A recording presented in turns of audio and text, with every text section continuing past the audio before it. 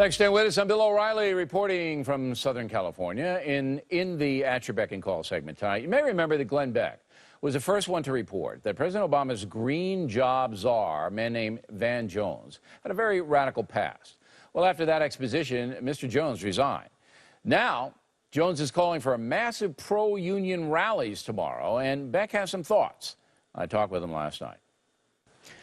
So, Beck, have you ever been to Los Angeles? They love you out here in Hollywood. Yeah, oh, no. Oh, the Hollywood elite and I, we are like, well, it's more like this. Okay. It's more like a dog Solidarity. Park. Yeah. Oh, solidarity. All right, now, your pal Van Jones, yeah, who you made very famous. You made Van Jones famous. Before you got a hold of him, nobody ever heard of him. But now Van Jones is calling for massive demonstrations in solidarity with the workers in Wisconsin for this Saturday. Yeah. Right? Yeah, oh yeah. Oh yeah. And you know what, Bill? He's calling for a restoration of the American dream. This is the original book that talked about the epic of America and the American dream. It coined the phrase, the American dream. It's a Woodrow Wilson progressive. But anyway, the American dream is not the way he's talking about it, and the way it's known by progressives is not, hey, let's give everybody a fair shake.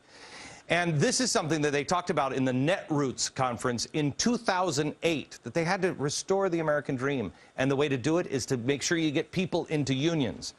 Bill, there was an emergency. This is an emergency, according to MoveOn.org. You got to have this thing happen on Saturday. It's an emergency. How do you get all these sponsors together with a spontaneous idea by Van Jones on Tuesday? You get all these groups together. The answer is you don't. This was planned in 2008. They started talking about this. So where is it? It's just going to be all over the country. It's not going to be like your rally. No, it's going to be. It's going to be. It's for serious. Everybody goes everywhere and does everything. You just go to your capital and you stand there, and it's like Woodstock, except better. It's loves and tambourines and probably a little anger. But you don't, you know, you just wear something casual. I gotta confess, Beck, I'm not worried about this. See, I don't think this sways public opinion. I think these people have a perfect right to demonstrate wherever they want, as long as it's peacefully. Yep. This doesn't worry me. You know, I'll probably be watching I'm not the worried about game, it either. You know, no. Yeah, I'm not worried. Oh, no. I'm not worried either. This is just the other side of the movement. This is the new change.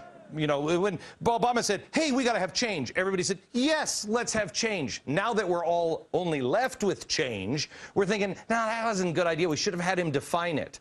The Netroots conference in 2008 defined the American dream. What they're doing here is they're scooping people up into the heart part and talking about the American dream. Be very careful. It's not what you think it is. No, but I don't think it's going to get any traction. Now, a guy who really scares me. Van Jones doesn't scare me. Netroots people don't scare me. I don't think they're ever going to get any traction in this country. This guy, wait. May I quote Yoda? Oh, they will. They will. Yes. Yes. You know, as long as there are guys like you and me to watch these guys, they're just not going to get anywhere. All right, now there's a guy, though, named Karadawi. An imam, who, unbeknownst to the White House, I guess, who thinks that the Muslim Brotherhood is a secular organization. They know. Karadawi is now back in Egypt. Yeah, what a surprise. I want to roll a tape on something that he said recently. Go. سلط عليهم طوال التاريخ من يؤدبهم نتيجة إفسادهم. آخر تأديب كان تأديب هتلر. All right, so now this is much more troubling to me. Yeah, well, he went on.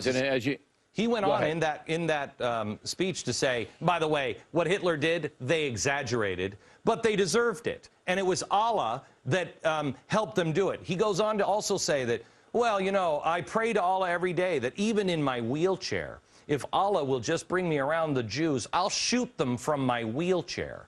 This guy is maniacal. He is positioning himself to be the new Ayatollah. He's not a no one. He is the 8th or the 9th most influential Muslim in the world.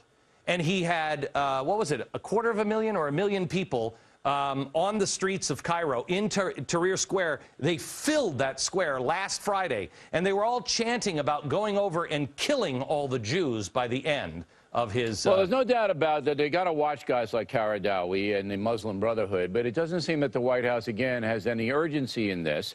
I can't honestly say I know how powerful this Qaradawi is. I don't. I asked the president, as you know, during the interview, about the Muslim Brotherhood, and then, he didn't really give an answer. Bill, and then I told him, I looked him in the eye, and I said, look, these are bad people, and we don't want them to be part of any government.